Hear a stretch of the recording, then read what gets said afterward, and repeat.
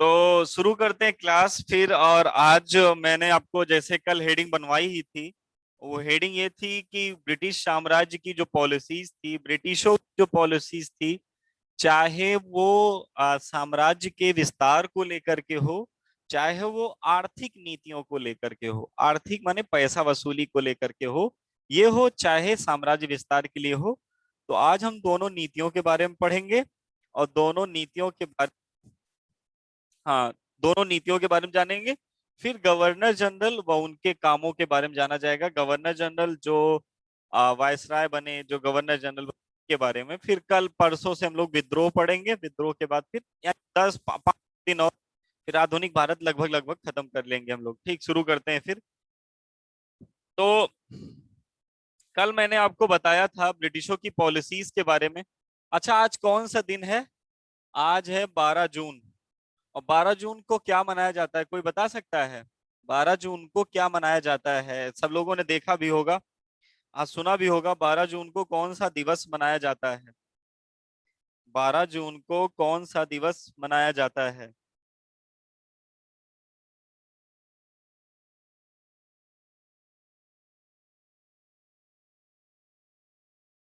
जल्दी बताइए। हाँ, वेरी गुड। बाल श्रम विरोध दिवस, यानी जो छोटे बच्चे हैं, उन छोटे बच्चों, खास तौर से जो 14 से नीचे साल के लोग बच्चे हैं, उनको किसी भी जोखिम भरे कार्य या किसी भी ऐसे किसी कार्य लिप्त नहीं किया जाएगा जो उनकी को, जो उनके बौद्धिक चेतना को परेशान किसी प्रकार से बाधित करे। और अपना भारतीय संविधान में दो ऐसे अनुच्छेद भी हैं जो खास तौर से किसी प्रकार के बलात् श्रम यानी बलपूर्वक कराया गया श्रम, चाहे वो बच्चों से हो या किसी भी जोखिम भरे कार्य में बच्चों को नहीं रखना है, इनसे भी रिलेटेड ये प्रोटेक्शन दिलाता है। तो आज बाल श्रम विरोध या बाल श्रम से बचाने के लिए दिवस है ये। ठीक, आज आपको 12 को पता होना चाहिए ये। हाँ। और कौन से ऐसे दो अनुच्छेद हैं जो ये बताते हैं कि बच्चों को शोषण से? भारत में पुर्तगाली सत्ता का वास्तविक नींव रखने वाला पुर्तगाली गवर्नर कौन था? तो पूजा सिंह उनका नाम था क्या? तो पूजा सिंह जी उनका नाम था। Afonso de Albuquerque. Afonso de Albuquerque था। सर, आज सूर्य ग्रहण, आज चंद्र ग्रहण बता दीजिएगा। बिल्कुल बता देंगे लास्ट में। ठीक, बता देंगे। हाँ, मैंने अनुच्छेद का नाम लिया और आप लोगों ने उत्तर देना शुरू कर दिया अनुच्छेद में। तो किसी एक ने या किसी दो तीन लोगों ने अनुच्छेद एक बताया, अनुच्छेद 21A। तो उनकी जानकारी के लिए मैं बता दूं, आर्टिकल 21A जो है वो बताता है शिक्षा का अधिकार, यानी राइट टू एजुकेशन के बारे में बताता है, जो हम लोगों के कॉन्स्टिट्यूशन में नहीं था। कॉन्स्टिट्यूशन में नहीं था। इसे 86 कॉन्स्टिट्यूशनल अमेंडमेंट यानी 86वां संविधान संशोधन 2002 के द्वारा जोड़ा गया था, शिक्षा का अधिकार। तो शिक्षा की तो बात कर नहीं रहे थे हम लोग। हम लोग तो कर रहे थे कि बालकों के शोषण से विरोध, या अर्थात बालक श्रम पर पढ़ रहे थे। तो श्रम से रिलेटेड अगर पूछा जाएगा तो केवल दो आर्टिकल है, अनुच्छेद 23 और अनुच्छेद 24। 23 में एक बात कही गई है, क्या बात कही गई है? पहली बात तो जान लीजिए इसमें बात क्या है। तो बलात् श्रम पर प्रतिषेध, बलात् श्रम पर प्रतिषेध, बलात् श्रम पर प्रतिषेध। बलात् श्रम पर प्रतिषेध का मतलब क्या है कि किसी भी ऐसे कार्य को नहीं कराया जा सकता, किसी से भी बलपूर्वक किसी से कोई कार्य नहीं कराया जा सकता है। बलपूर्वक कहने का मतलब क्या है, ध्यान से सुनिएगा। बलपूर्वक बलपूर्वक बलपूर्वक बलपूर्वक श्रम से रिलेटेड क्या मतलब है? तो अगर आपसे पूछ लिया जाए कि कोई भी ऐसा काम जबरदस्ती, जोर जबरदस्ती से जो नहीं कराया जा सकता है, तो बलपूर्वक कराएगा। हाँ, वेरी गुड। ठीक, जबरन कोई काम नहीं कराया जा सकता है। और अनुच्छेद 24 में यही मोस्ट इंपॉर्टेंट है जो आज के लिए है, कि बालकों को किसी भी जोखिम भरे कार्य में नहीं रखा जाएगा। बालकों को किसी भी जोखिम भरे कार्य में नहीं रखा जाएगा, इससे रिलेटेड था। तो चलिए, तो बल ये जानते रहिएगा, ये आज के लिए था। हम लोग पढ़ने वाले हैं पॉलिसीज के बारे में। तो आज सबसे पहली पॉलिसीज पढ़ रहे हैं साम्राज्य के विस्तार के लिए। पहली पॉलिसीज क्या पढ़ रहे हैं? साम्राज्य विस्तार के लिए। साम्राज्य विस्तार के लिए, साम्राज्य विस्तार के लिए। ठीक, ध्यान से सुनिएगा। साम्राज्य विस्तार के लिए जो सबसे पहली पहली पॉलिसी है जिनसे पेपर में क्वेश्चन जा सकता है, अच्छा, ये जो तीनों पॉलिसीज हैं, इनमें केवल और केवल कौन सा क्वेश्चन आ सकता है? तो क्वेश्चन ये आ सकता है कि किसने लागू किया था, और पहला कौन सा एरिया था जिसके तहत अडॉप्ट किया गया, जिसको लिया गया, भारत का कौन सा पहला एरिया था जिसको इस पॉलिसी के तहत हथियाया गया था। तो हम एक एक करके पढ़ रहे हैं। सबसे पहले कल हम लोगों ने पढ़ा था सुरक्षा घेरा, कल हेडिंग जो पढ़ी थी सुरक्षा घेरा की नीति, कौन सी पढ़ी थी? सुरक्षा घेरा की नीति। मेरे हिसाब से सब लोगों ने वैक्सीन भी लगवा ली होगी कोरोना की, ना? वैक्सीन को सब लोगों ने लगवा ली होगी। ठीक, तो क्योंकि वैक्सीन में बट जरूर लगवाइए सभी लोग, और ने भी वैक्सीन लगवा ली, वैक्सीन ये सभी लोग। ठीक, तो सुरक्षा घेरा की नीति क्या है? सुरक्षा घेरा की नीति किसने लागू की थी? वेलेजली ने, लॉर्ड वेलेजली ने सुरक्षा घेरा की नीति लागू की थी। दूसरी कौन सी पॉलिसी थी? तो दूसरी पॉलिसी का नाम था सहायक संघ की नीति। सॉरी, उल्टा हो गया। सुरक्षा घेरा की नीति वारेन हेस्टिंग, वारेन हेस्टिंग ने लागू की थी।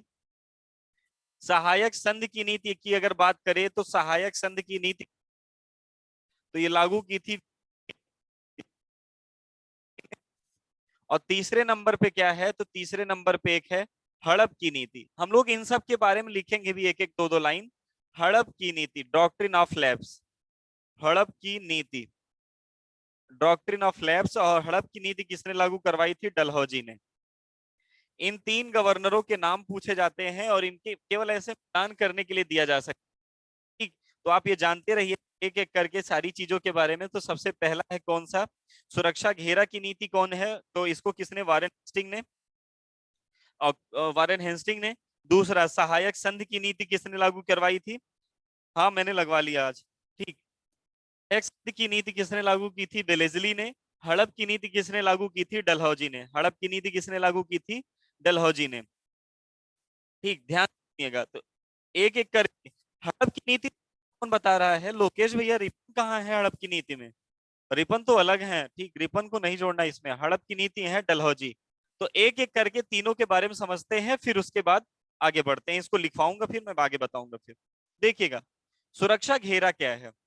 तो ब्रिटिशों की ये पॉलिसी थी कि जैसे मान लीजिए ब्रिटिशों का ये क्षेत्र हुआ, ब्रिटिशों का एक क्षेत्र है, इधर कोई एक दूसरे राजा का क्षेत्र है, इधर किसी दूसरे राजा का क्षेत्र है, इधर किसी तीसरे राजा का क्षेत्र है, इधर किसी चौथे राजा का क्षेत्र है, और इधर किसी पांचवें राजा का क्षेत्र है।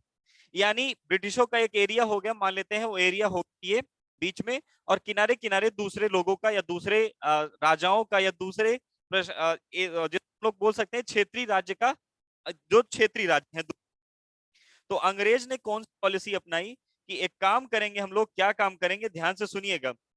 एक काम करेंगे क्या है कि ब्रिटिश ये हैं, और ब्रिटिशों ने कहा कि अगर हम इस वाले क्षेत्र को मजबूत रखेंगे, अगर हम लोग इन बगल बगल वाले एरिया को मजबूत रखेंगे, तो इससे हमारी सुरक्षा तो होगी होगी, साथ साथ इन लोगों की सुरक्षा होगी। अब ध्यान से सुनिएगा, ब्रिटिशों ने किया क्या कि ब्रिटिश कर्मचारी या ब्रिटिश सैनिकों को भेज करके इन लोगों की सुरक्षा करवाते थे। सुरक्षा का मतलब इनकी बाउंड्री पे इन ब्रिटिश कर्मचारियों को या जैसे सैनिकों को खड़ा कर दिया गया। तो ये जो सैनिक होंगे, इनका खर्च कौन वहन करेगा? जो वहां के लोकल राजा होंगे। इनके सैनिकों का, जो सैनिक होंगे, ब्रिटिश सैनिक होंगे, ये सैनिक किनारे किनारे खड़े रहेंगे। और किनारे किनारे खड़े रहने का मतलब ये उस राज्य की सुरक्षा करेंगे जो ब्रिटिशों के किनारे किनारे हैं, यानी ब्रिटिश के बीच में हो गए, इनके किनारे किनारे वाले राज्यों की। अगर इनकी सुरक्षा होगी तो ब्रिटिशों की तो स्वयं सुरक्षा हो जाएगी। और अगर, ध्यान से सुनिएगा, जो ये कर्मचारी गए हैं सुरक्षा करने के लिए, इनको पैसा कौन देगा? तो यही राजा, जैसे ABCD जो मैंने लिखे ना, यही क्षेत्र के राजा इनको पैसा देंगे। इस प्रकार से कर्मचारियों को पैसा भी नहीं देना पड़ेगा, दूसरा अपने क्षेत्र का भी प्रशासन होगा, और जिस दिन चाहेंगे ये कर्मचारी जो यहां पर खड़े हैं, उन लोकल राजाओं पर आक्रमण करके उनके क्षेत्र को भी हथिया लेंगे। यानी एक एक सीक्वेंस में, ऐसे सीक्वेंस वाइज बढ़ते रहते थे ऐसे। अगर आपने नाम सुना होगा तो एक एरिया है गोंडा, अगर आप कभी सुने होंगे, एक एरिया है गोंडा। और गोंडा के अगर कभी गए होंगे आप लोग, तो गोंडा में एक व्यक्ति है जो लोकल नेता है बीजेपी के, वहां के बाहुबली टाइप के हैं, ब्रिजभूषण शरण सिंह। ब्रिजभूषण शरण सिंह क्या करते हैं, वहां हम लोग जा चुके हैं तो इसलिए पता है। कि जैसे मान लीजिए उनका ये बहुत बड़ी एक रोड है, मान लीजिए उनका बहुत बड़ा स्कूल है नंदनी करके, ठीक। अब मान लीजिए उनकी ये जमीन है और जमीन में उन्होंने सुनिएगा, करते क्या है कि ये उनकी जमीन है और बगल किसी जमीन को खरीदना चाहते हैं और वो व्यक्ति कोई जमीन बेच नहीं रहा है, तो उसके बगल बगल जितने लोग हैं उन सब की जमीन को कब्जा कर लेते हैं। तो जब इस क्षेत्र पे जाने के लिए जगह ही नहीं बचेगी तो इसको मजबूरन बेचना पड़ जाएगा। सेम इसी पॉलिसी को अगर एक तरीके से समझा जाए तो ब्रिटिश किया क्या करते थे कि एक उनका एरिया हो गया और उस एरिया के बगल जितने भी छोटे छोटे राजा हैं उनकी सुरक्षा की जिम्मेवारी यही ले लेते थे और इसके बदले उनसे पैसा लेते थे। इससे अपने एरिया का भी फायदा होगा, साथ साथ बगल वाले एरिया का भी फायदा होगा। लेकिन ये काते दो जगह चल पाया था और इसके बाद ये पॉलिसी फेल हो गई। पॉलिसी फेल होने के बाद कौन सी नीति आई? सहायक संधि की नीति आई। सहायक संधि नीति को किसने फॉलो किया था? वेलेजली ने। किसने सहायता किसने किया था या किसने रेगुलेट करवाया था? वेलेजली ने। तो वेलेजली ने इसको फॉलो करवाया था सहायक संधि को। ये क्या था? अब देखिएगा, ये कोई ताकतवर राजा है भारतीय और ये कोई ये दुबला पतला राजा है, ये भी भारतीय है। अपने भारत वाले हमेशा आपस में लड़ते ही रहते थे। इसका फायदा उठाया अंग्रेजों ने। कैसे फायदा उठाया? देखिएगा, इन दोनों का जब झगड़ा होता था आपस में तो ब्रिटिश वाले हमेशा कमजोर पक्ष की मदद करते थे। कमजोर पक्ष की मदद करेंगे और अपने सैनिक इनके साथ खड़ा करवा देते थे। जब झगड़ा होगा तो ये सैनिक जाकर के इस बड़े वाले राजा को मार गिराते थे। बड़े वाले राजा को मार गिराने का मतलब ये था कि ब्रिटिश कमजोर का सपोर्ट किया और जाकर के मजबूत वाले को मार गिराए। अब मजबूत वाला जो है वो तो मर गया, कमजोर वाले को तो ब्रिटिश वाले चाहे जब मार के खत्म कर सकते थे। सहायता करने का मतलब ये था कि हम आपको दिखा केवल रहे हैं सहायता, बाकी सारी पावर किसके पास रहती थी? ब्रिटिशों के पास। जैसे सहायता करने का मतलब ये था कि अगर किसी यहाँ कोई कमजोर व्यक्ति बैठा तो इसकी मदद करते थे, फंडिंग यही करते थे, सारी मदद यही करते थे। लेकिन जैसे वो कोई कमजोर होता सारी सत्ता फिर अपने हाथों में ले लेते थे। जैसे मैंने आपको बताया, कल में हम लोग पढ़ रहे थे मैसूर के बारे में, तो मैसूर में क्या हुआ?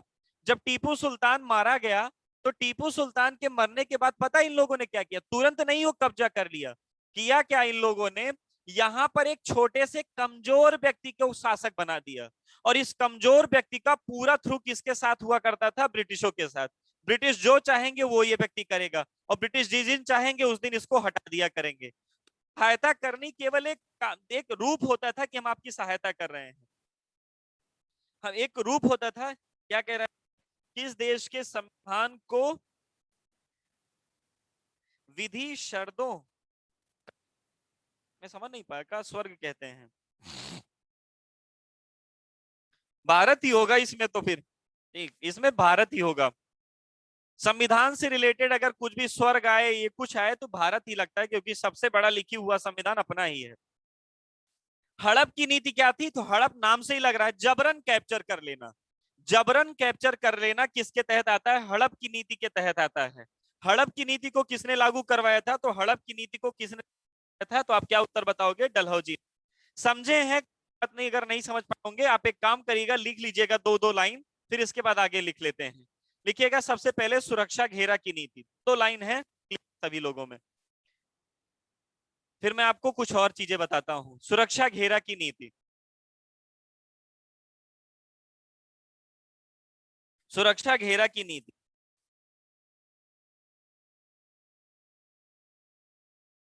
इसे वारेन हेस्टिंग के द्वारा शुरू किया गया था। इसे वारेन हेस्टिंग के द्वारा शुरू किया गया था।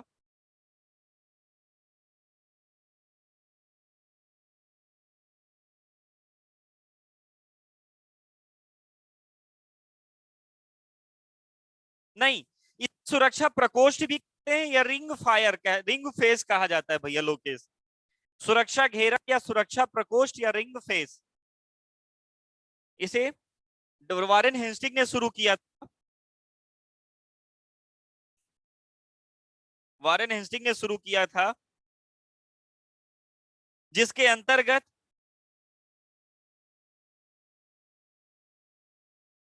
साम्राज्य, ब्रिटिश साम्राज्य का विस्तार किया जाता था।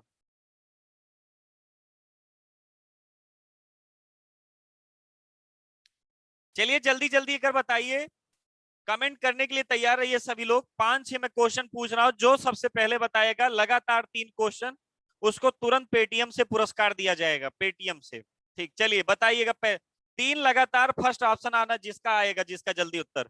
एक्स ला सेपल की संधि किस युद्ध के बाद हुई थी? जल्दी बताइएगा। एक्स सेपल की संधि किस युद्ध के बाद हुई थी? जल्दी बताइए। एक्स ला सेपल की संधि, जिसका सबसे पहले उत्तर आए।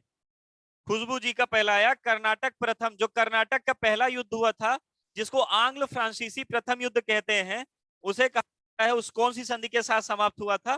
कर्नाटक के, सॉरी, एक्स ला सेपल की संधि।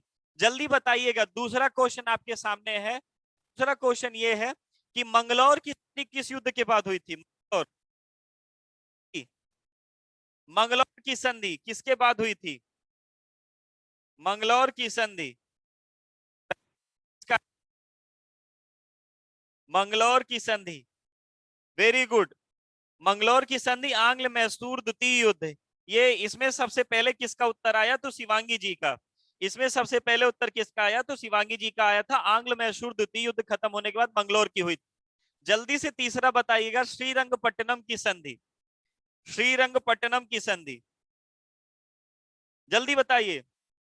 अच्छा, शिवांगी जी का दूसरा भी आ गया। आंग्ल मैसूर तृतीय युद्ध, कौन सा? आंग्ल मैसूर तृतीय युद्ध। चलिए, आप पुरस्कार जीतने की पास हैं, बस अगला उत्तर आप जल्दी से दे दीजिएगा। पहले नंबर पे अगर आप रही तो पुरस्कार जीत सकती हैं। जल्दी बताइएगा। अगला क्वेश्चन है ये कि पौंडीचेरी किस संधि का परिणाम था? पौंडीचेरी की संधि कौन से के बाद हुई थी? जल्दी बताइएगा। पौंडीचेरी की संधि,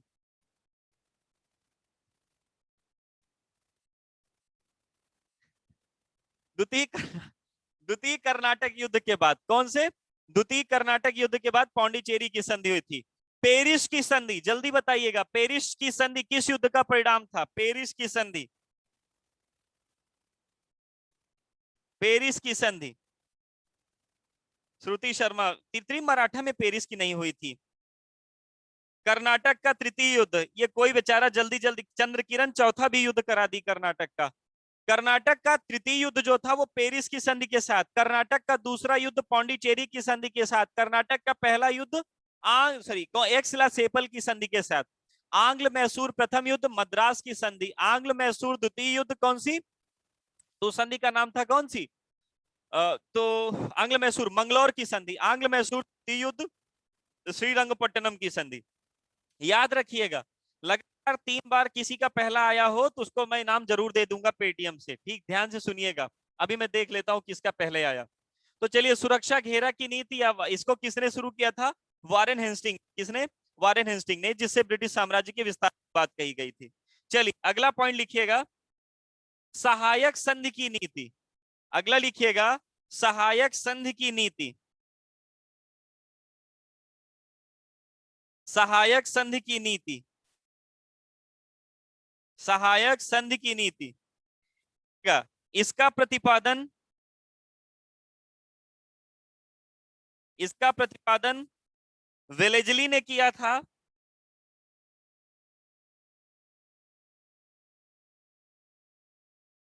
ठीक, इसका प्रतिपादन वेलेजली ने किया था।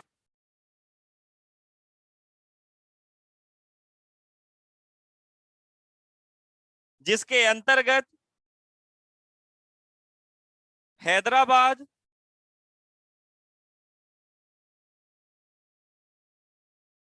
मैसूर, हैदराबाद, कौमा, मैसूर, कौमा, तंजौर, दक्षिण भारत का पार्ट है ये, तंजौर, पेशवा इत्यादि राजाओं को, इत्यादि राजाओं को ब्रिटिशों ने अपने अधीन किया था। ब्रिटिशों ने अपने अधीन किया था। हाँ, 1798, 1799 और 1801 में सीक्वेंस है इन तीनों का। 98, 99, 1801। और अगर चौथा रहेगा, हाँ, बस ऐसे तीनों का सीक्वेंस है। पहले, सबसे पहले केवल सबसे पहला वाला ही पूछा जाता है कि सहायक संधि को स्वीकार करने वाला पहला क्षेत्र कौन सा है, तो उत्तर हैदराबाद। कौन सा? हैदराबाद। हैदराबाद के बाद कौन सा? मैसूर, कल मैंने बताया ही था। चलिए अगला पॉइंट लिखिएगा, हड़प की नीति। हड़प की नीति, हड़प की नीति, हड़प की नीति, हड़प की नीति लिखिएगा। ब्रिटिश साम्राज्य के विस्तार के लिए यह सबसे क्रूरतम नीति थी। क्रूरतम माने कठोर। यह सबसे क्रूरतम नीति थी,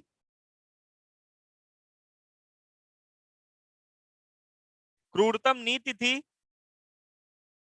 जिसे डलहौजी के द्वारा शुरू किया गया था।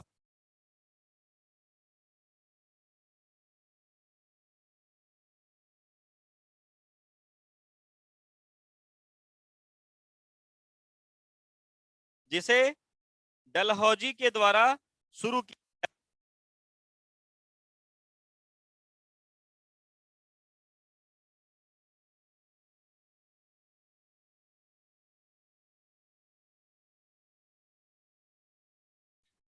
जिसे डलहौजी के द्वारा शुरू किया गया था।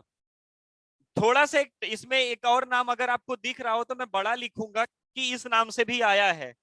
इसे व्यापगत का सिद्धांत, व्यापगत का सिद्धांत, व्यापगत का सिद्धांत या इंग्लिश में बोलते हैं डॉक्ट्रिन ऑफ लैप्स। इसे व्यापगत का सिद्धांत या डॉक्ट्रिन ऑफ लैप्स कहते हैं।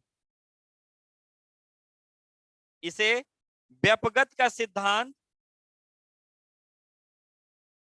या डॉक्ट्रिन ऑफ लैप्स कहते हैं।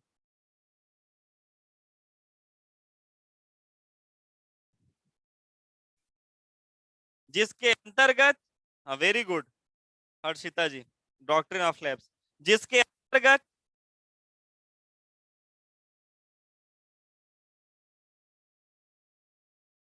सतारा, सतारा महाराष्ट्र का एक क्षेत्र था। सतारा, जैतपुर वहीं का, सतारा कौमा जैतपुर कौमा संभल, संभलपुर वहां पड़ता है, कहां पर? ओडिशा और छत्तीसगढ़ के क्षेत्र के पास। Satara comma Jaitpur comma Odisha, sorry Sambalpur, Sambalpur के बाद लिखिएगा अवध, अवध, अवध के बाद लिखिएगा झांसी इत्यादि।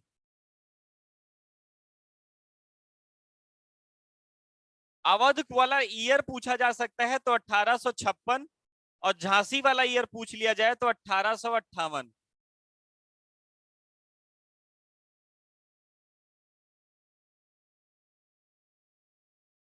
सबसे पहला कौन सा था इसमें? सतारा। और उसमें सबसे पहला कौन सा था? तो उसमें सबसे पहले कौन थे? उसमें मतलब सहायक संधि के तहत हैदराबाद। ठीक। तो सतारा, जैतपुर, संभलपुर, अवध, झांसी इत्यादि, इन क्षेत्रों को कब्जा किया गया था। डलहौजी वाली पॉलिसीज थे। हैदराबाद, मैसूर, इसको कैप्चर किया गया था किससे? तो उसको किया गया था सहायक संधि के तहत। चलिए अगला पॉइंट बनाइएगा, राजस्व वसूली के लिए बनाई गई नीतियां। राजस्व वसूली के लिए बनाई गई नीतियां।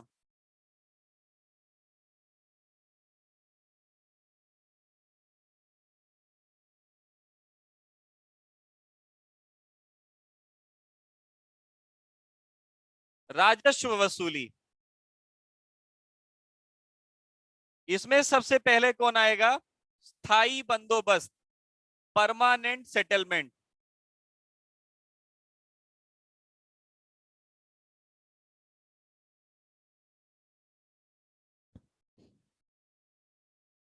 चलिए सुनिएगा, दिख रहा होगा आपको बढ़िया तरीके से। अस्थाई बंदोबस्त को एक और नाम से भी जाता है, इसी को जमींदारी व्यवस्था भी कहा जाता है। क्या कहा जाता है इसी को?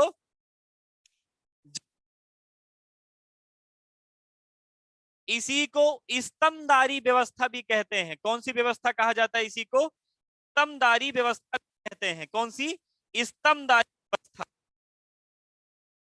स्तंभदारी, दूसरा जागीरदारी, इसी के कई नाम हैं। स्तंभदारी मैं समझाऊंगा पूरा, जागीरदारी इत्यादि के नाम से जाना जाता है। इसको किसने शुरू किया था? मोस्ट इंपॉर्टेंट है, कई बार पेपर में पूछा जा चुका है कि इसकी शुरुआत किसने की थी। तो 1793 में भारत का गवर्नर, सॉरी बंगाल का गवर्नर जनरल कौन था? कार्नवालिस। तो कार्नवालिस ने इसकी शुरुआत की थी। और इसमें बात क्या कही गई थी और किस तरीके से टैक्स वसूला जाता था, एक बार देख लीजिएगा सभी लोग, ध्यान से सुनिएगा। जैसे मान लेते हैं ये एक गांव है, ये क्या है? एक गांव है। में है, मान लेते हैं लोगों की संख्या है 9, जिसमें एक परिवार है ए, बी, सी, डी, एफ, जी, एच। 9 लोग रहते हैं, 9 गांव को लोग परिवार है। अगर अंग्रेज सीधा लगान वसूलने आते तो विद्रोह बहुत पहले हो जाता। अगर कोई व्यक्ति आपसे लगातार पैसा वसूल रहा है, लगातार आपसे पैसा मांग रहा है, तो आप 1 दिन देंगे, 2 दिन देंगे, 3 दिन देंगे, एक आध दिन आप बल्लम उठा ही लेंगे, मार पीट के भगा देंगे उसको। तो अंग्रेजों ने दिमाग क्या लगाया? तो अंग्रेजों ने दिमाग ये लगाया कि अंग्रेजों ने कहा कि इसी गांव से, ध्यान से सुनिएगा, इसी गांव से एक व्यक्ति है या इसी गांव का एक राजा है, एक राजा कह लीजिए, या इसी गांव का ब्रसूखदार एक है जिसके पास थोड़ी बहुत पैसा है, थोड़ी बहुत इसके पास लोग रहते हैं, साहूकार टाइप का है। उन्हीं 3-4 लोगों को उठा लिया गया।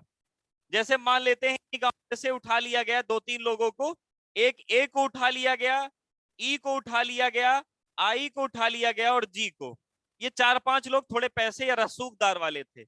और इन सबसे कहा जाता था बोली लगाने के लिए। बोली लगाने का मतलब कि मान लीजिए ए वाले ने कहा कि मैं इस पूरे एरिया से महीने भर में आपको 100 रुपए दूंगा। दूसरा ई वाले ने कहा कि मैं 150 वसूल के दूंगा। आई वाले ने कहा कि मैं 80 रुपए वसूल सकता हूं। जी वाले ने कहा मैं आपको 200 रुपए वसूल के दूंगा। तो सभी लोगों की बोली लगती थी। और मान लेते हैं अंग्रेजों ने 200 वाले को फाइनल किया, 200 वाले से कहा कि जी वाले को कहा कि तुम्हारी जिम्मेवारी है, हर महीने के अंत में तुम इस एरिया से 200 रुपए वसूल के दोगे। अगर कोई पैसा नहीं दे रहा है तो आप मुझे बताइएगा, मैं तुम्हारी मदद करूंगा। यानी अंग्रेज इनकी मदद करेंगे जो पैसा वसूलने जाएगा। ध्यान से सुनिएगा, रुक जाइएगा। हाँ, तो कार्नवाल इसने किया क्या कि मान लेते ठेका दे दिया गया जी वाले को। तो जी वाला 10-15 लोगों को लेकर के आता था, 5-6 लोगों के साथ बढ़िया एकदम घोड़े ओड़े पे बैठ करके। और अंग्रेजों को इसमें तय क्या था कि 200 रुपए वसूलोगे तो 200 का 11% ये रखेंगे जो वसूलेगा, और 89% किसको जाएगा? अंग्रेजों को। यानी दोनों के बीच में कितने का बंटवारा होगा? 11% का और 89% का। 89% अंग्रेज लेंगे, 11% जमींदार लेगा जो पैसा वसूलेगा। लेकिन ये जो जमींदार था ये थोड़ा और ज्यादा चापलूस टाइप का, चोर टाइप का था।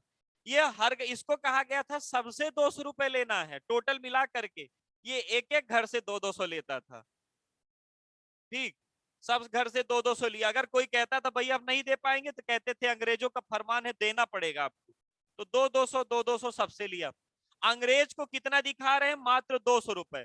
और उस 200 में भी 11% ले रहे हैं, और बाकी जो पूरा का पूरा लेके जा रहे हैं।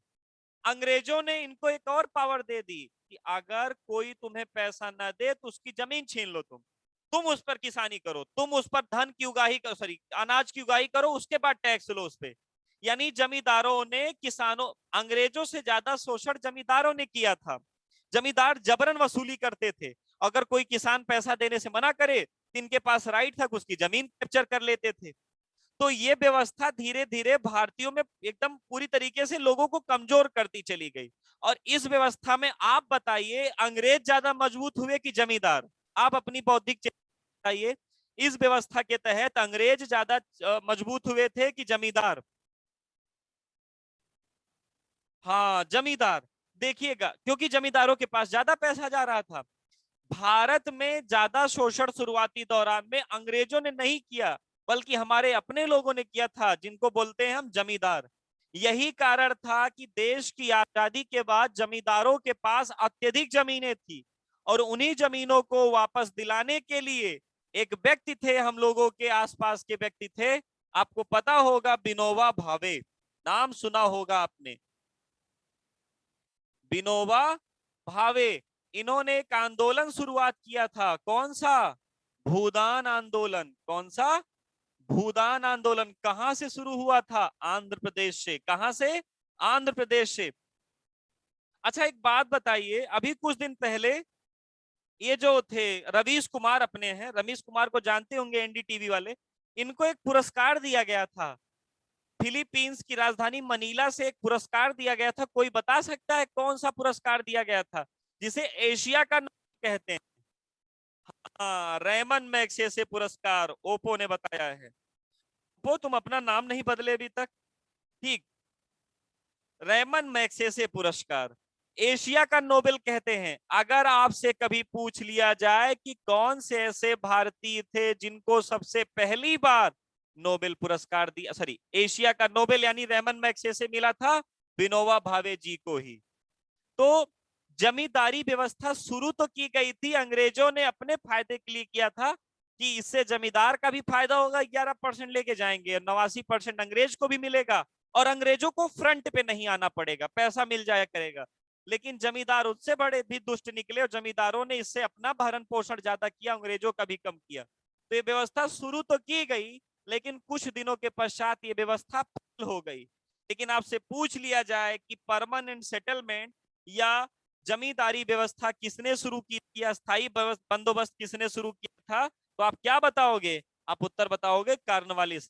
कितने लोग हैं जिनको समझ में नहीं आया? ये समझ में आया कि नहीं?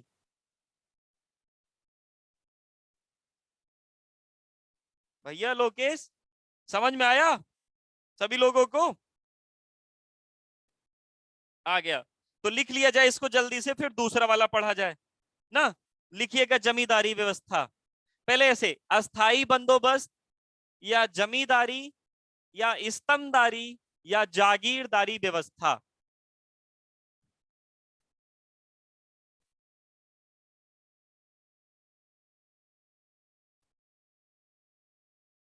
स्थाई बंदोबस्त,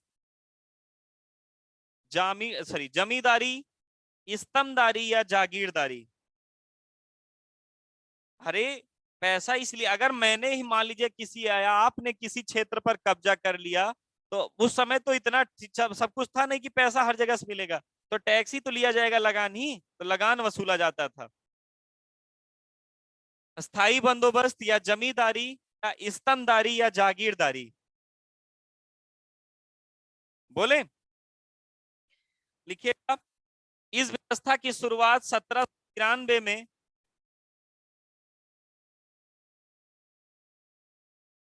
हाँ कह सकते हो, लंबरदार कहते हैं।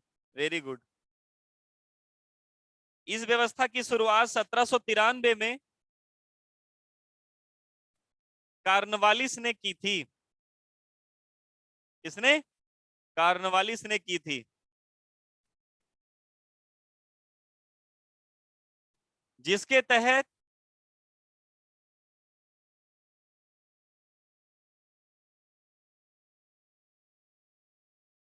जिसके तहत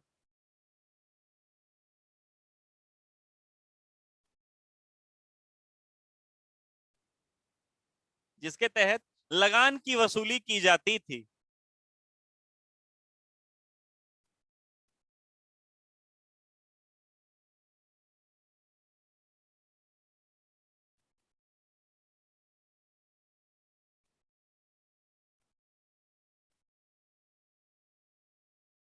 लगान की वसूली की जाती थी। चलिए, अगला पॉइंट लिखिएगा। देखिए, इसमें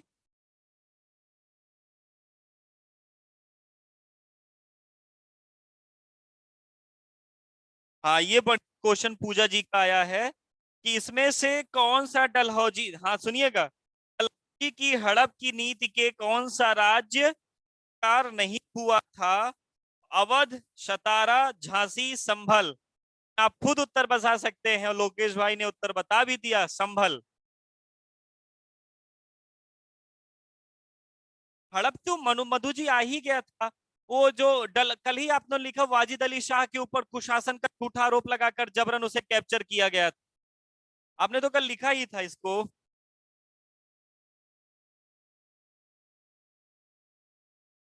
ठीक है। तो सर इसमें क्या, इसमें भैया लाइन बता दीजिए, भूल गया मैं, कहां तक लिखे थे इसमें? जो लोग हों बता दे जल्दी, कहां तक लिखा? अच्छा, इसमें वसूली का अधिकार जमींदारों को ही दिया जाता था। इसमें वसूली का अधिकार किसी ऐसे व्यक्ति को दिया जाता था, वसूली का अधिकार किसी ऐसे व्यक्ति को दिया गया था।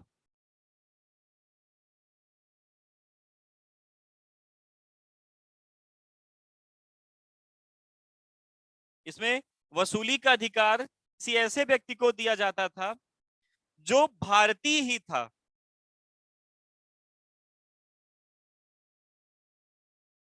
जो भारतीय ही था,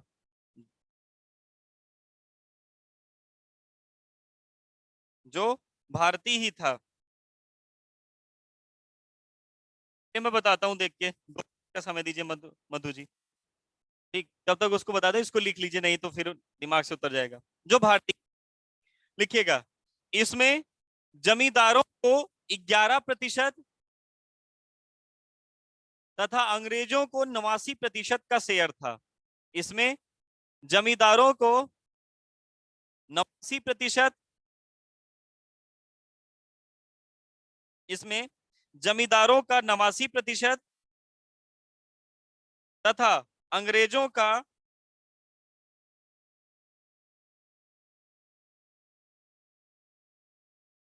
तथा अंग्रेजों का, हाँ वहां के क्षेत्रीय सशक्त व्यक्ति, वेरी गुड, वेरी गुड। इसमें जमींदारों का 11% तथा अंग्रेजों का 89% था। अंग्रेजों का 89%, इसमें जमींदारों का 11% तथा अंग्रेजों का 89% था शेयर। अंग्रेज 89 लेके जाएंगे और जमींदार 11 लेके जाएंगे। लेकिन जमींदार करते क्या थे, हर एक लोकल एरिया से 200-200 वसूल रहे थे, जिससे ज्यादा मिल रहा था और अंग्रेजों को कमी दिखा रहे थे ये। हाँ देख लीजिएगा अपने हिसाब से, समझा तो दिया ही हूं ना। 11% जमींदार का और 89% था। तीसरा पॉइंट या अगला पॉइंट लिखिएगा, यह व्यवस्था,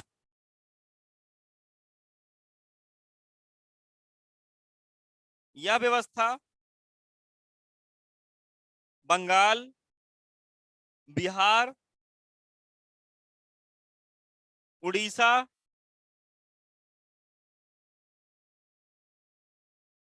वह कुछ क्षेत्रों में लागू थी, वह उत्तर प्रदेश के कुछ क्षेत्रों में लागू थी। बंगाल, बिहार, उड़ीसा व यूपी के कुछ क्षेत्रों में लागू थी।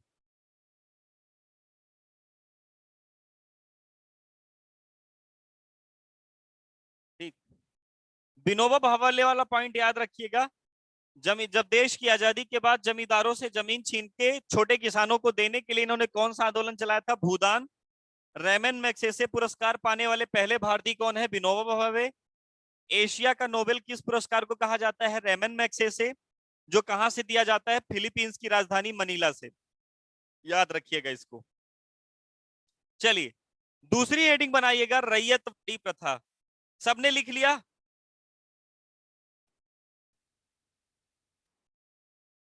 सबने लिख लिया ना?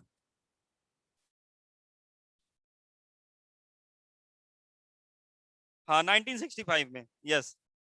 चलिए, नेक्स्ट पॉइंट पे आते हैं, रैयतवाड़ी व्यवस्था। रैयतवाड़ी, रैयतवाड़ी प्रथा। ठीक, चलिए रैयतवाड़ी में देख लीजिए,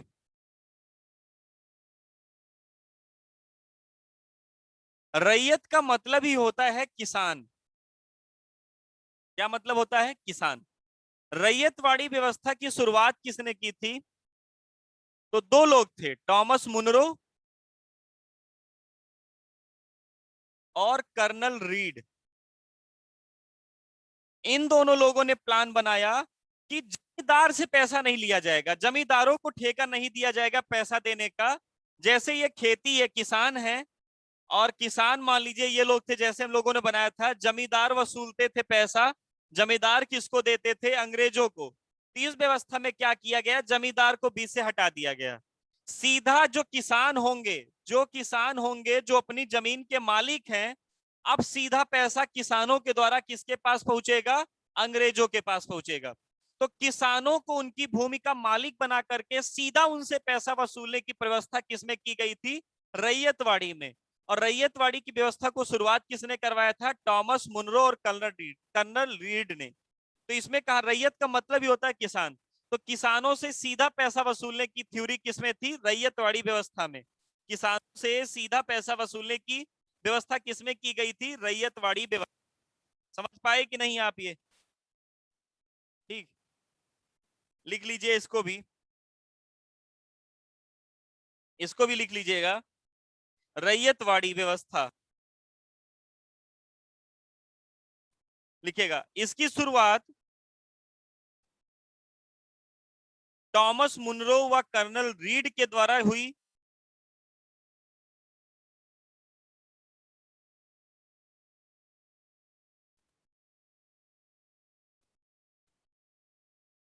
जो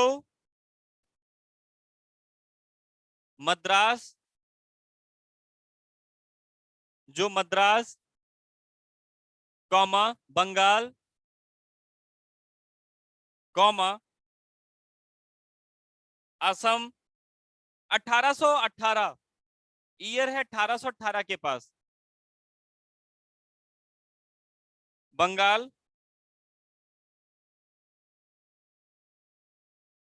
ठीक, मद्रास कौमा बंगाल कौमा असम, कर्नाटक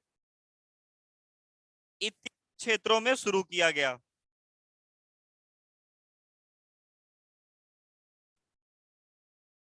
इत्यादि क्षेत्रों में शुरू किया गया,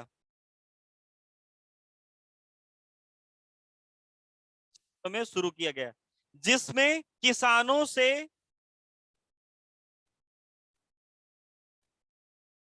पैसा सीधे तरीके से वसूला गया था। किसानों से पैसा सीधे वसूला गया था। किसानों से पैसा सीधे वसूला गया था।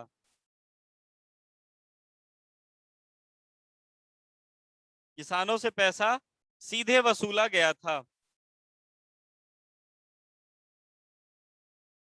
ठीक, किसानों से पैसा सीधे वसूला गया था। 2 मिनट के लिए आप निहाल जी कुछ कहेंगे, आपसे बातें कुछ बताएंगे?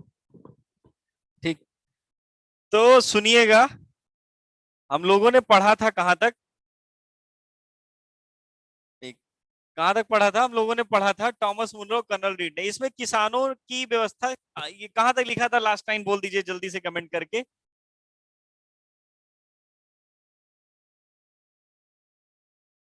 जल्दी से बताइए कमेंट करके कहां तक लिखे थे।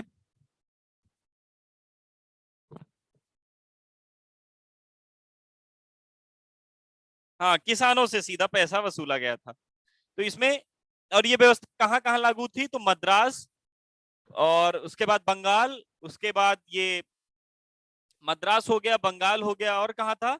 तो और था असम इत्यादि क्षेत्रों में। हाँ, चलिए शुरू करते हैं। ठीक, फिर आते हैं अपने कर्नाटक एरिया पूरा था। चलिए अगली हेडिंग बनाइएगा, महालवाड़ी व्यवस्था। फिर आते हैं हम लोग गवर्नर जनरल वाले टाइम पे। जल्दी लिखिएगा, लास्ट पॉइंट है महालवाड़ी व्यवस्था।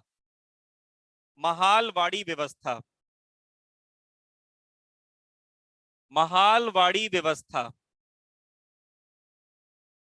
महालवाड़ी व्यवस्था, लास्ट हेडिंग रहे ये। महालवाड़ी।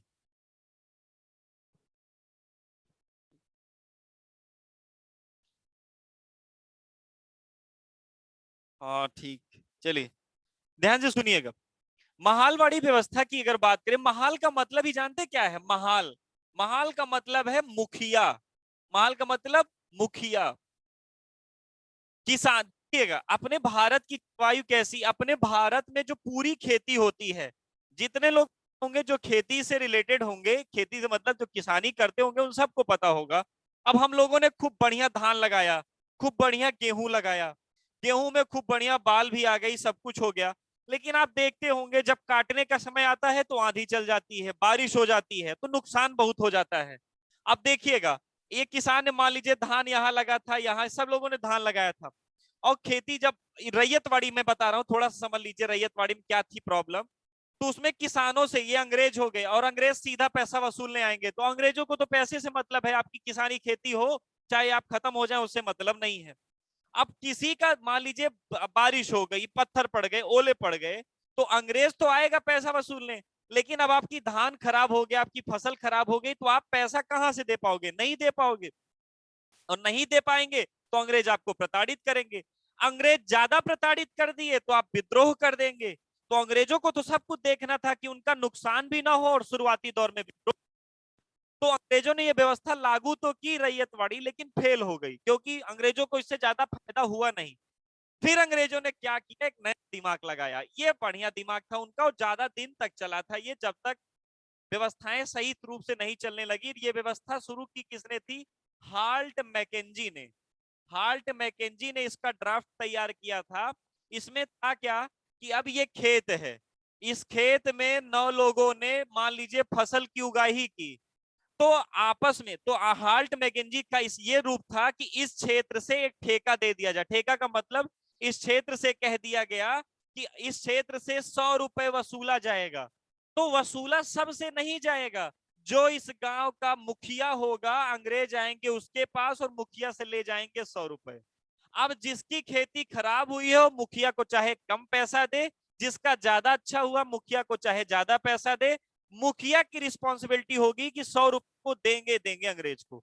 महाल का मतलब ही यही है, महाल का मतलब मुखिया। मुखिया से सीधे रकम वसूली जाती थी और बाद गांव वाले आप थे उसको, तो इसको कहा जाता है मुखिया। शिवानी शर्मा क्या हो गया आप? ठीक, ध्यान से सुनिएगा, तो इसको कहते हैं मुखिया। तो चलिए हेडिंग डालिएगा महालवाड़ी व्यवस्था, हेडिंग डालिएगा महालवाड़ी व्यवस्था, हेडिंग डालिएगा महालवाड़ी व्यवस्था।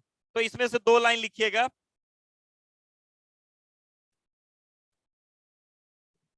लिखिएगा इसमें एक लाइन लिखिए, इस व्यवस्था की शुरुआत हाल्ट मैकेंजी ने की थी।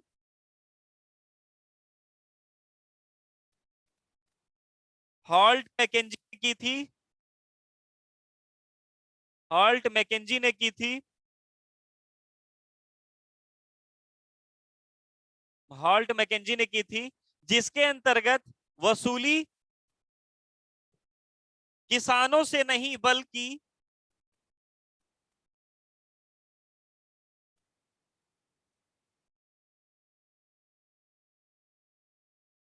मुखिया के साथ, गांव के मुखिया के साथ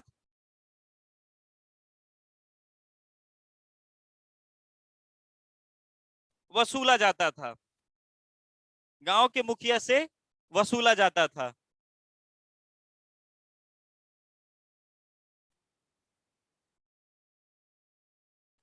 मुखिया से वसूला जाता था, मुखिया से वसूला जाता था। इसे इसे उत्तर प्रदेश, मध्य प्रदेश तथा पंजाब के क्षेत्रों में लागू किया गया था। इसे उत्तर प्रदेश, मध्य प्रदेश तथा पंजाब के क्षेत्रों में लागू किया गया था।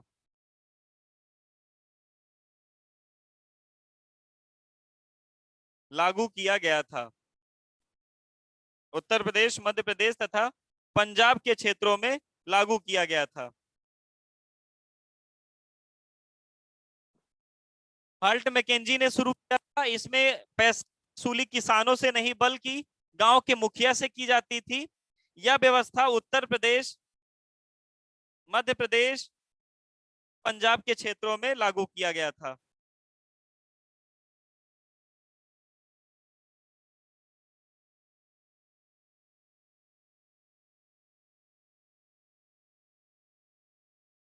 मधु जी का एक कमेंट आया, देखिए इसको, इसको भी ध्यान रखिए। बढ़िया, ये ऐसे ही सजेशन ठीक रहेगा। बहुत बढ़िया मधु जी, लिखिएगा इसको। ठीक। अब हेडिंग डाल दीजिएगा गवर्नर जनरल एवं वायसराय। हेडिंग डालिएगा गवर्नर जनरल एवं वायसराय। गवर्नर जनरल एवं वायसराय। गवर्नर जनरल एवं viceroy. Governor general, governor general एवं वायसराय। ठीक। हाँ, नया टॉपिक है ये, गवर्नर जनरल एवं वायसराय। ठीक। ये नया टॉपिक है, इसमें से क्वेश्चन बहुत आते हैं, ध्यान से सुनिएगा।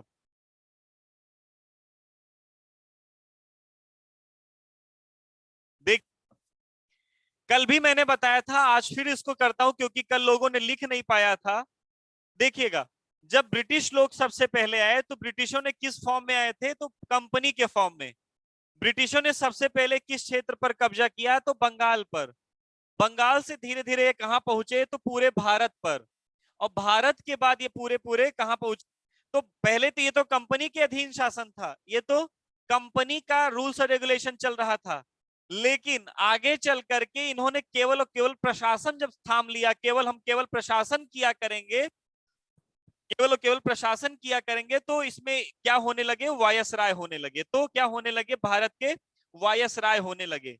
एक एक करके पहले पूरी बात समझ लीजिए, फिर लिखना शुरू करते हैं। वायसराय, ध्यान से सुनिएगा। क्या होने लगे? भारत वायसराय होने लगे, ध्यान से सुनिएगा।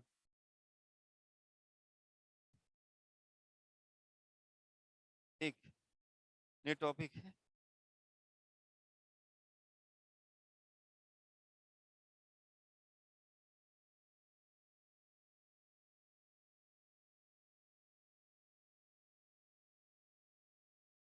चलिए ध्यान से सुनिएगा, बताता हूं, जागीरदारी भी बता देता हूं, ध्यान से सुनना पहले। ठीक। कंपनी जब आई थी तो सबसे पहले कंपनी का ही केवल गवर्नर होता था, जो कंपनी का काम देखेगा, बाकी सारी चीजें देखेगा। और अगर आपसे पूछ लिया जाए कंपनी का पहला गवर्नर कौन था, तो कंपनी का पहला गवर्नर कौन था? तो रॉबर्ट क्लाइव। लिखते सुनते चलिएगा, फिर इसको लिख भी लीजिएगा। ठीक, कंपनी का पहला गवर्नर कौन था? तो रॉबर्ट क्लाइव था। कंपनी का अंतिम गवर्नर, एज ए कंपनी जब काम कर रही थी तो कंपनी का अंतिम गवर्नर कौन था? Warren Hasting. कंपनी का अंतिम गवर्नर कौन था? तो वारेन हेस्टिंग था। कंपनी का अंतिम गवर्नर कौन था? तो कंपनी का अंतिम गवर्नर था वारेन हेस्टिंग। कौन था? ध्यान से सुनिएगा। हाँ, हाँ, ध्यान से सुनिएगा पूरी बात। पहले कंपनी आई, कंपनी व्यापार कर रही थी केवल। फिर धीरे धीरे प्रशासन में जब आए, लेकिन कंपनी के रूप में चल रहे थे, तो बंगाल कब्जा किया, फिर भारत पे आए।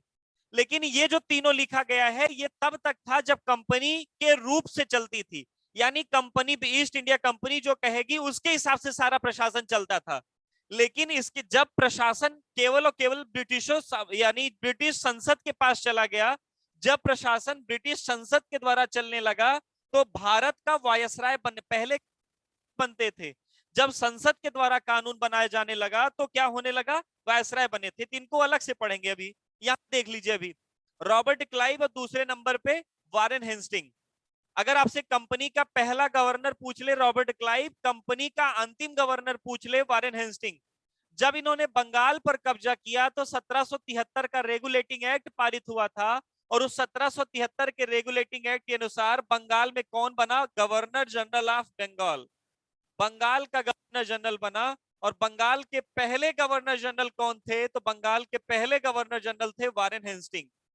क्योंकि जब ये कंपनी के गवर्नर थे, इन्हीं के दौरान 1773 का रेगुलेटिंग एक्ट पारित हुआ था। तो उसी दौरान ये क्या बने थे? वारेन हेस्टिंग, बंगाल के पहले गवर्नर जनरल। बंगाल के अंतिम गवर्नर जनरल कौन थे? तो बंगाल के अंतिम गवर्नर जनरल थे विलियम बेंटिक। कौन थे? William Bentinck. कौन थे? William Bentinck.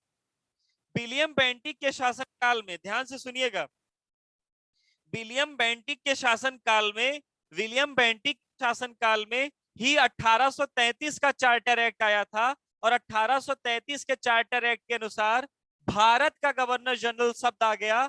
और भारत का गवर्नर जनरल शब्द कब आया था? 1833 में।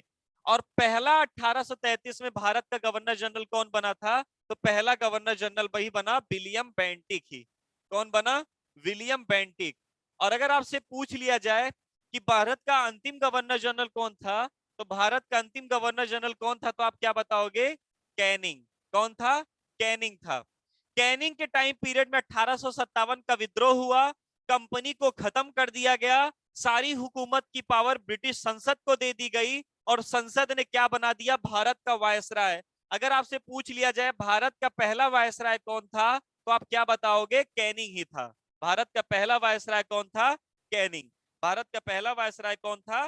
कैनिंग। कौन था? कैनिंग। समझ पा रहे हैं कि नहीं आप? समझ पा रहे हैं कि नहीं आप? पक्का? पहले कंपनी का पहला गवर्नर, कंपनी का पहला गवर्नर रॉबर्ट क्लाइव, कंपनी का अंतिम गवर्नर वारेन हेस्टिंग। हेस्टिंग तभी 1773 का रेगुलेटिंग एक्ट आया, और इस एक्ट में कहा गया कि कंपनी के गवर्नर को अब बंगाल का गवर्नर जनरल कहेंगे। तो बंगाल का पहला गवर्नर जनरल वारेन हेस्टिंग।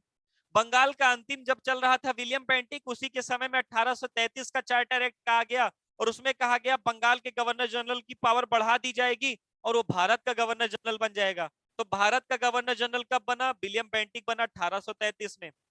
जब 18 अंतिम चल रहा था कैनिंग, उसी कैनिंग के टाइम पीरियड में 1857 का विद्रोह हुआ, और इस विद्रोह के बाद कंपनी का शासन खत्म हो गया, ब्रिटिश संसद का शासन शुरू हुआ, और संसद ने एक नया पद बना दिया, और वो पद था वायसराय। तो पहला वायसराय कौन बना?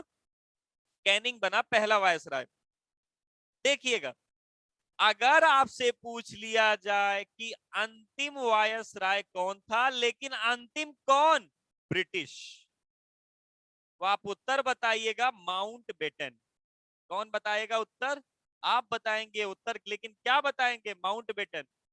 लेकिन अगर आपसे पूछ लिया जाए अंतिम वायसराय लेकिन भारतीय, तो सी राजगोपालाचारी। सी राजगोपालाचारी। इस क्वेश्चन का उत्तर जो दे दिया, इस क्वेश्चन का उत्तर जो दे दिया, उसे बहुत अच्छा व्यक्ति होगा। सुनिएगा क्वेश्चन क्या है, क्वेश्चन क्या है सुनिएगा, रोके क्या उत्तर बताइएगा। स्वतंत्र भारत का प्रथम वायसराय कौन था? सभी लोग बताइए उत्तर। स्वतंत्र भारत का प्रथम वायसराय, स्वतंत्र भारत का प्रथम वायसराय नहीं थे, यही यही इसीलिए तो पूछ रहे हैं। स्वतंत्र, हाँ, माउंट बेटन, शिवांगी जी ने बताया स्वतंत्र भारत का पहला वायसराय माउंट बेटन। स्वतंत्र भारत का पहला भारतीय वायसराय सी राजगोपालाचारी। नाम बदल के भी आ सकता है, यानी क्वेश्चन अलग पूछा जा सकता है, तो आप सही बताइएगा। स्वतंत्र भारत का पहला वायसराय माउंट बेटन, ब्रिटिशों का अंतिम वायसराय माउंट बेटन। आई बात समझ में कि नहीं? समझ में आई कि नहीं बात? आया कि नहीं? हाँ ना, कुछ नहीं आया, किसको नहीं आया? नहीं आया पूजा को। पूजा क्या नहीं आया पूछो? हाँ लिखना है, मैं बोल रहा हूँ, लिखना है, मैं बोल रहा हूँ। पूजा जो नहीं समझ में आया कमेंट करके लिखिए। चलिए मैं बोल रहा हूँ, लिखिएगा। कंपनी का प्रथम गवर्नर, मैं पॉइंट वाइज बोल रहा हूँ, आप लिखते चलिएगा। कंपनी का प्रथम गवर्नर, तो लिख लीजिए पूजा जी, लिख लीजिए, हो सकता है लिखने के बाद कंफ्यूजन दूर हो जाए। लिख लीजिए, कंपनी का प्रथम गवर्नर,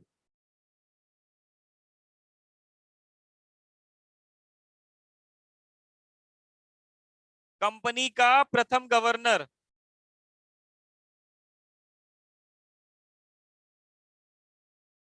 क्लाइव, रॉबर्ट क्लाइव। दूसरा, रॉबर्ट के बाद फिर वेरेलस्ट आया था, फिर कर्टियर आया था, कई सारे लोग थे, लेकिन वारेन हेस्टिंग अगला। लिखिएगा, कंपनी का अंतिम गवर्नर, कंपनी का अंतिम गवर्नर, कंपनी का अंतिम गवर्नर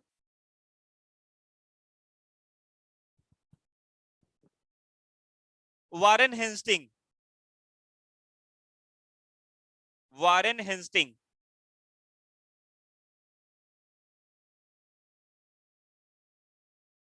लिखिएगा अब पॉइंट, दूसरा तीसरा पॉइंट जो भी रहेगा लिखिएगा, वारेन हेस्टिंग के समय में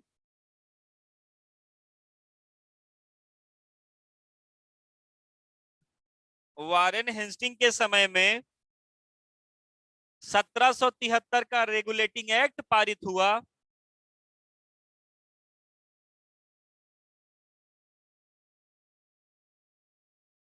हाँ, मेन डिफरेंस क्या था, गवर्नर के पास कम पावर थी, गवर्नर जनरल के पास ज्यादा पावर थी।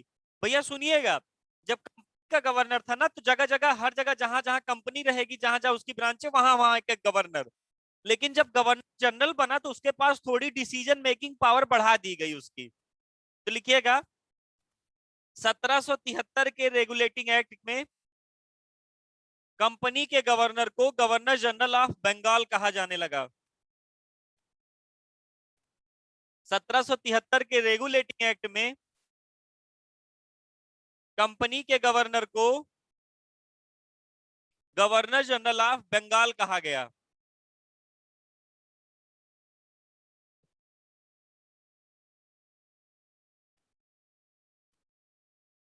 Governor general of Bengal. चौथा पॉइंट, बंगाल का पहला गवर्नर जनरल, बंगाल का पहला गवर्नर जनरल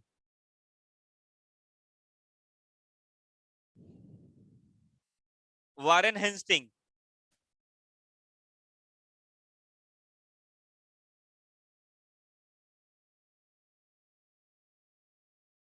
बंगाल का अंतिम governor general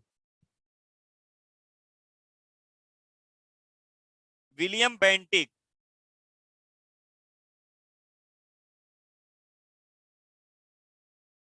William Bentinck.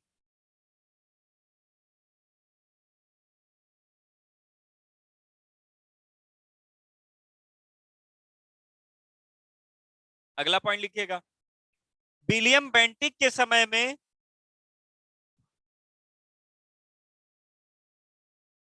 William Bentinck के समय में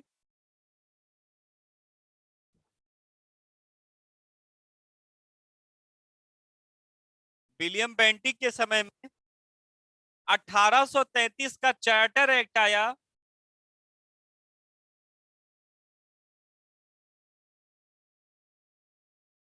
विलियम बेंटिक के समय में 1833 का चार्टर एक्ट आया और बंगाल के गवर्नर जनरल की शक्ति को बढ़ाकर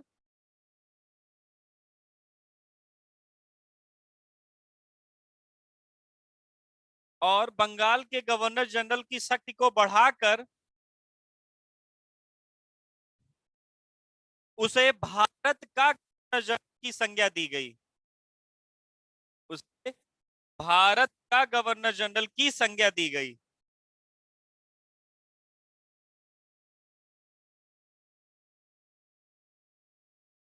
उसे भारत के गवर्नर जनरल की संज्ञा दी गई।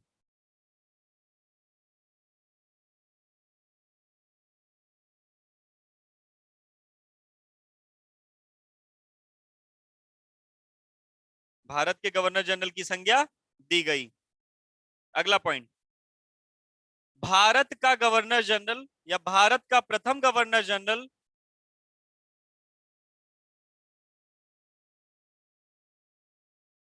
भारत का प्रथम गवर्नर जनरल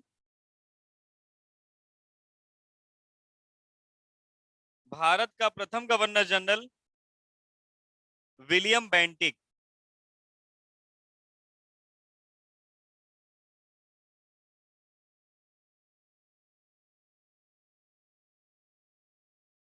भारत का प्रथम गवर्नर जनरल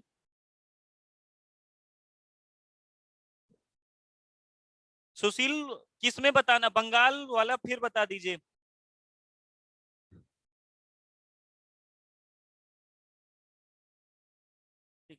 भारत का governor general, Bharat general William bent. Bharat का अंतिम गवर्नर जनरल,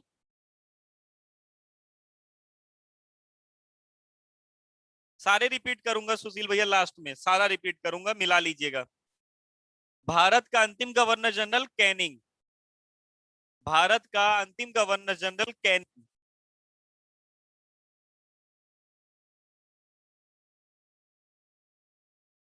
अंतिम गवर्नर जनरल कैनिंग,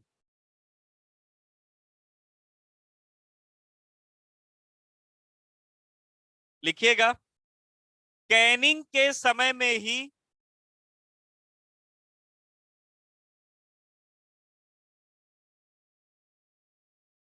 कैनिंग के समय में ही 1857 का विद्रोह हुआ था।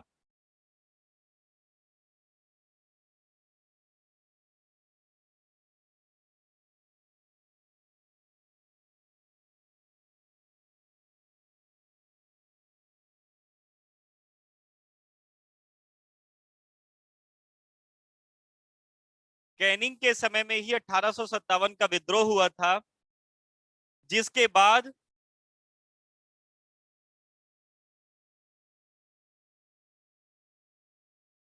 जिसके बाद कंपनी का शासन खत्म होकर, जिसके बाद कंपनी का शासन खत्म कर दिया गया और सत्ता, कंपनी का शासन खत्म कर दिया गया और सत्ता ब्रिटिश संसद को सौंप दी गई, और सत्ता ब्रिटिश संसद को सौंप दी गई।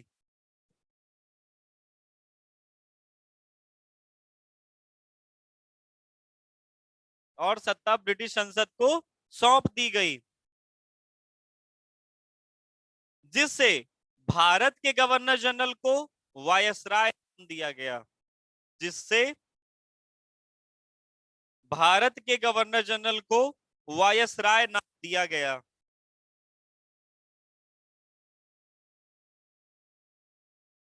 वायसराय नाम दिया गया।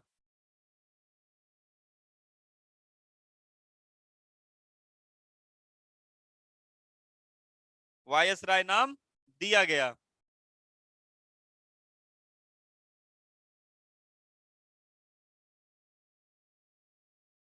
वायसराय नाम दिया गया। तो पहला पॉइंट, भारत का प्रथम वायसराय, भारत का प्रथम वायसराय लॉर्ड कैनिंग।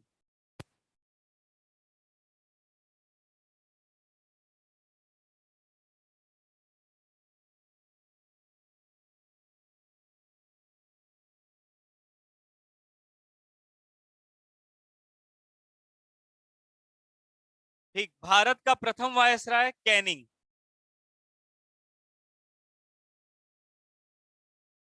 भारत का अंतिम ब्रिटिश वायसराय,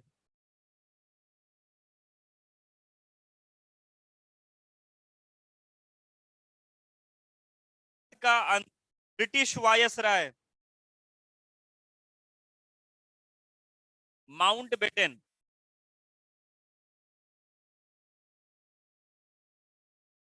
भारत का अंतिम ब्रिटिश वायसराय माउंटबेटन।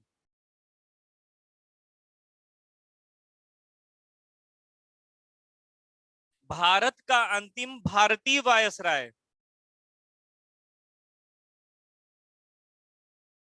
हाँ,